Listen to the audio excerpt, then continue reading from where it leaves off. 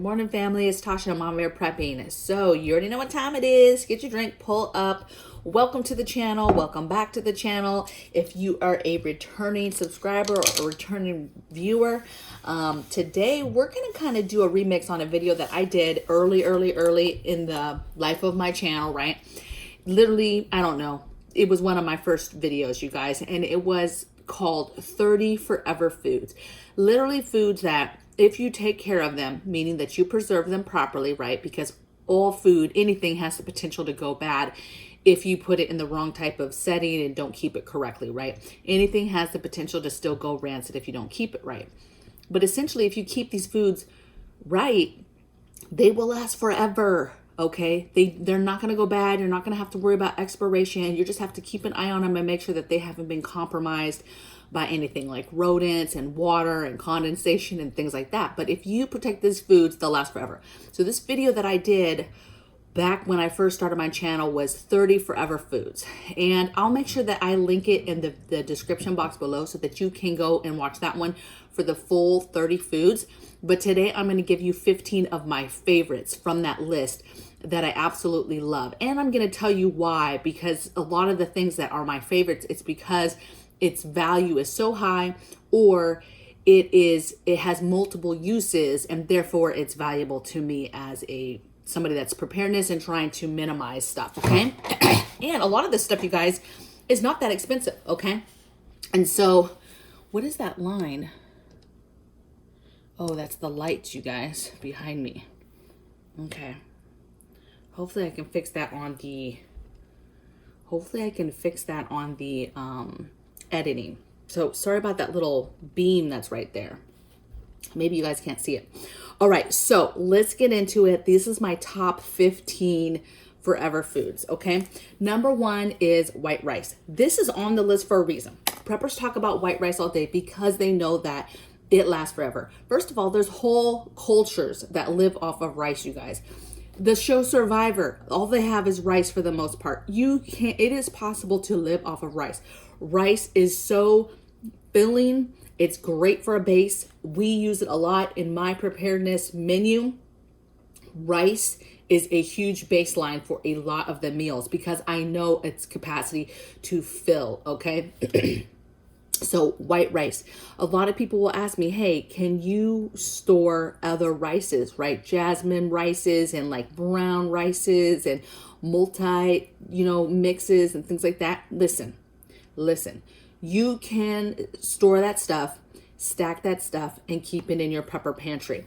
But what I want you to remember is that rice is like brown rice and stuff. They have natural oils that do and will go rancid over time. Okay. So can you have those rices and keep them in your pantries and have them as part of your preps? Absolutely. But if you're talking about rice that you're putting in a bucket that you're putting on a shelf for 25 years from now, that's white rice. Okay. If you're putting rice in Mylar bags and you're trying to stockpile something for long-term storage, right? You're putting in some kind of storage container, some kind of Mylar bag, some type of bucket, something like that for long-term that you do not plan to open for a while, that's white rice, okay? You literally can put that up properly and it can go back and be up on your shelf 25, 30 years more, okay? As long as it's not compromised. Next thing I have is dry beans. Yes, dry beans will last forever, okay? Get the beans that your family will eat. Now listen, if your family doesn't eat beans, refuses to eat beans, does not like beans, don't get beans, okay? Do not spend your money on something that your family is going to be miserable eating. Yes, will they eat it if they're starving? Yes, of course, okay? But again, it's about morale. It's going to be part of survival, okay? And so you're not trying to then get your family used to eating something completely different. Now, if you think that they will like it, but you just don't have it as part of your diet now, start implementing it now in your diet a little bit and start tasting with your family in regards to different recipes and how they'll eat those beans. And then buy those beans. We like black beans a lot, red beans. So we have a lot of that type of bean, okay? Navy beans. But we get beans that we like to eat. For example, we get a lot of 15 bean soup. It has 15 types of beans. Personally, I'm not a fan of it because there's beans in there that I don't like. I'll eat it and I cook it up and make it taste very delicious, and I will eat a bowl of it, but it's not my favorite. It's not the kids' favorite, right? Because it has all these other lima beans and all these other beans in it, okay? That's an example, right? Don't get a ton of 15 bean soup if you know that your family predominantly is not going to eat it or not going to want to eat it. But I love dry beans because they'll last forever if you keep them right. And again, it is a baseline. These baseline foods, protein, carbs, sugars, good stuff, okay, that will keep your bellies full, and you can literally ration the rest of the stuff that you add to the beans and the rice, okay? Like, I know we're going to be fine because we have enough dry beans and white rice to last forever, right? Okay. Next thing I have is instant coffee. Instant coffee, you guys, will last forever, especially if it's kept right. A lot of these items you have to keep in containers or jars. By adding these foods to jars, you're going to keep it safe and dry, and it's not going to get compromised, okay? And additionally, you can take out air when you're packaging some of these foods, right? Take the air out of it, and that will make it last even longer, okay? Or oxygen absorber, whatever. Instant coffee, you guys, will last forever. Again, this is a topic that people are like, well, I prep just, thousands of pounds of regular coffee. Look, you are going to stack. I have regular coffee in my preps, you guys, right? I have vacuum sealed coffee that's commercially vacuum sealed. I have coffee pods. I have coffee, ground coffee. I have tons of coffee that is prepped, okay? But when we're talking about, again, forever, 25 years from now, my regular can of coffee might not be very good and it might go rancid, but my instant coffee is not. It's going to still be good, okay? So instant coffee. When you're doing your homemade MREs, you're doing any kind of homemade packaging of foods, you're stacking coffee for the long term, putting it in something ideally to put it on a shelf for 25 years, instant coffee is the way you want to go, okay? And it's not super expensive. It's no more than regular coffee, and you can get them already in glass jars so that you don't have to do anything extra, right? I would just take those glass jars, throw them in a container, and then put them somewhere, okay? Just, again, keep them safe from the elements. Next thing I have is popcorn. I'm a huge fan of popcorn. Obviously, I typically eat the microwave popcorn that's ready to go. But obviously that is going to go bad. That's not going to last. And then do you even have a capability of making popcorn like that in the microwave, right? Do we have power? Do we not have power? A lot of people would argue, well, I'll just take the contents out of the packaging. It already has some seasoning, put it in a pan and pop it up. You could do that, but you do run the risk of all that seasoning and butter going rancid over years. And so that's probably not a good idea. So if you're talking about long term, you need regular popcorn kernels, okay? That is like a go-to snack and grid down if you don't have, it's been years and years and years, and unless you've been preparing and prepping snacks, okay? So popcorn, right? Kerneled popcorn will last forever. Next thing I have is salt. Salt is going to be a mandatory thing in your diet that you need. It's a great, if you keep no other seasonings whatsoever, keep salt. Regular seasonings will keep as well if you keep them properly, right? Otherwise they dry out and they get hard, right? But essentially if you have salt will last forever, and it's going to be, it's the go-to thing to flavor foods, right? Also, huge bartering aspect when it comes to salt, okay? You will be surprised what somebody is going to trade or want to trade in regards to get a little bit of salt to be able to season maybe some bland food that they have, okay? So salt. Next thing I have is Spam. Again, there's tons of canned meats that you can get. We prep a lot of different types of canned meat, but one of my favorite go-tos is Spam. I like Spam too because if for some reason we find ourselves where we don't have seasonings, we don't have salt, whatever, Spam is already salted, and you literally could just chop up Spam, fry it up, and then add it to some eggs, add it to some rice, add it to some beans, and you're already going to have your flavoring agent for whatever you're adding it to, okay? So that's why I like it, because it's already packaged, it's already has a flavoring aspect to it, it's easy to cook. Some people eat it raw, okay? I know that grosses some people out, but we can eat it raw. There's tons of ways that you can use Spam. Has super high sodium content, so keep that in mind, right? You do not need to be adding seasonings and stuff to anything you're putting Spam in, okay? But it is one of my go-to forever meats.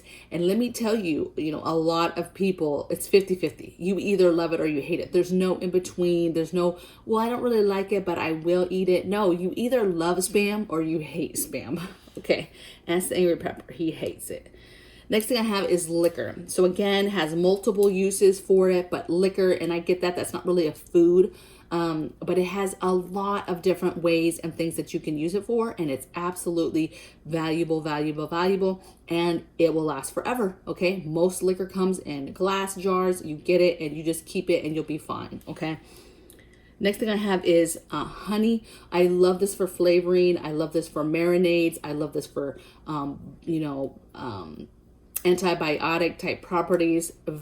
Honey is amazing. I ferment a lot of stuff in honey. You can ferment onions in honey. You can ferment garlic in honey. I just absolutely love honey, and it will last forever. It can be expensive, but I'm telling you, it's worth it. So make sure that you're adding this to your preps, and it will last forever, and you'll always have it for multiple uses, okay? It just has so many things that you can use honey in or use it for. Next thing I have is dry milk. I think it's important to keep that dairy aspect in your life. It's going to be much harder later when things collapse and we don't have grocery stores that we can just run to and maybe have all the variety of different dairy products and different fresh items like, milk, cheese, butter, and milk, right? And so with milk, there's powdered milk, okay? And so there's all types of stuff on the product.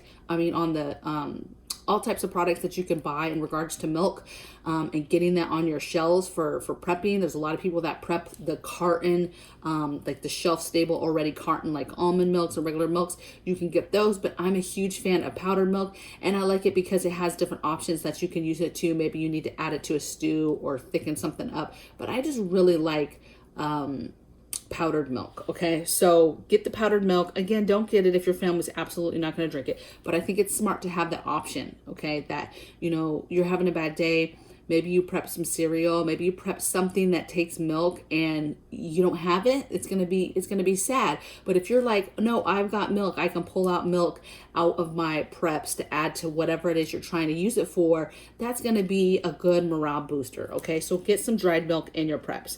Next thing I have is potato flakes. Potato flakes, if you keep, will last forever, you guys. They're already dehydrated. They're done. They're super easy and fast to cook when you need to cook them. They're super filling. Okay, potatoes. I'm a huge fan, and I talk all the time about various ways to keep potatoes, because there's so many different ways to keep them. But it's a must-have prep. It's a staple. Again, it's a baseline for us and our family, and we have a ton of potato flakes, dehydrated potatoes. You've got to get those in your preps. Absolutely love them. Next thing I have is any kind of dried fruit. Again, I would be taking it out of probably its original packages and making sure that it's put into jars or some sort of, watertight, airtight containers. But you want to keep that as dry as possible, right? You don't want to make sure that you don't introduce any kind of condensation, any kind of water to that, or it's going to go rancid. But dried fruit, is amazing. Next thing is jerky. Same thing as fruit. These two you have to be really careful with, because if you introduce any kind of moisture to them, they get any kind of anything like that, they're going to go rancid, and they're going to go rancid very quickly. So some of these other items, yeah, they have the possibility of going bad, but it's going to take a lot. The jerky and dried fruit, in my opinion, you really have to watch a little bit closer. Just make sure that you're packaging it right, but it will last forever. It's dried out. That's what our ancestors did with foods, right? They would catch some meat, they would do, harvest, whatever, and they would just dry it all out, right? Because they knew that it would last forever if they did this, okay? So any kind of meat, dried out fruits will last forever if you keep them right. Next thing I have is baking soda. This made my list because it's so versatile and has so many different aspects, to cleaning aspects, to food and baking aspects. But it is like a must-have thing. I did a video. I'll try to remember to link it, you guys. Let me make a note. where I talked about all these uses of baking soda and what you can use it for. And so take a look at that video. There's so many ways that you can use baking soda. And so for ailments, for cleaning, for baking, just a ton of stuff. So it's like a no-brainer when it comes to having this in your preps, and it will last forever. Next thing I have is your vinegars, okay? Your white vinegar, must have. Apple cider vinegar, must have. I mean, first of all, these are very good for all types of herbal type remedies, okay? It's great for cleaning. It's great for cooking. You need vinegar for canning, to put in the canner, to clean jars. There's all types of reasons why you should have vinegar into your preps, and it will last forever, okay? I personally do not repackage vinegar. If I have smaller jars, obviously I always have the glass ones, and I do like those, but I do have quite a few of the large ones, and I don't repackage them. So you've got to be careful how you keep this, because of course there's concern of that plastic leaching into the vinegar over time, you know, so on and so forth. Okay. So just keep that in mind, but you've got to get vinegars. They will last forever. And then the last one I have is oatmeal. I love oatmeal. Again, super filling. Super easy to add some stuff to it. Imagine you have oatmeal and dried fruit in your preps. That is a phenomenal breakfast, super filling, super healthy, and I just love it. Okay, there's all ways to keep oatmeal. You could take the packets, even the individual packets. I love those. You can poke a hole in them, throw them in a glass jar, vacuum seal it, and then boom, you're good to go. Or you could poke a hole, a pinhole in them, throw them on a package of, let's say, 10 in a Mylar bag, close it up with an oxygen absorber, and then later you open that. You do the pinhole though, so that you can ensure that you're getting the air that is actually packaged in the package when they closed it up commercially, right? Because you want to make sure that you get that air as well. And then pinhole, especially if it's something that can be sucked up into your vac sealer, the pinhole will help minimize anything that's small dusting stuff, like the seasoning that would be inside of those little oatmeal packs, okay? But oats. Another thing is, a lot of people, hard oats, they store those just like they do rice, beans, right? Big container, oxygen absorber, put it in and keep it on a shelf for 20-25 years. Okay, so oats will last a very, very long time. So you guys, these are my 15 like favorites. A lot of these are my favorites, again, because they're super filling. They are my baseline products, and or they have a seasoning aspect that I like for different things, because seasoning is going to be king in regards to being able to flavor stuff, okay? You could take anything, and if you have a way to flavor it, you can make it amazing, okay? So if you're procuring food, you're getting food from somewhere, you're scavenging stuff, you know, if you have nothing but seasonings, you'll be fine. So anything that comes across your way, or anything that you're able to get, or anything that's in your preps, you'll be able to flavor it, and then the morale will be high, okay? And then thirdly, I like these items because a lot of them have multiple uses. Also, not only multiple uses, but very high bartering aspects to them. There are things on this list that people would, you know, essentially give a lot for to be able to barter, right? They have a high value in bartering, okay? Make sure that you go to the description box below today and check out the original video I did, which was for 30 items, so that you can get the other 15 items that I talked about. And then I'll also link the baking soda video as well, so you can see that. And I will, I guess, see you guys tomorrow on the next video. I'd love to hear your favorite forever foods in the comments below. Let the group know. There's a lot of people that like to hear different ideas, and knowing that foods will last forever, that there's foods out there that will last forever. Those are the type of foods that you want to be prepping for long term, meaning you're putting them in something and you're preserving them in a manner that you can actually put them away for a rainy day for, you know, 20 years from now, 40 years from now, okay? And I will see you guys on the next video. Blessings from my bear cave to yours.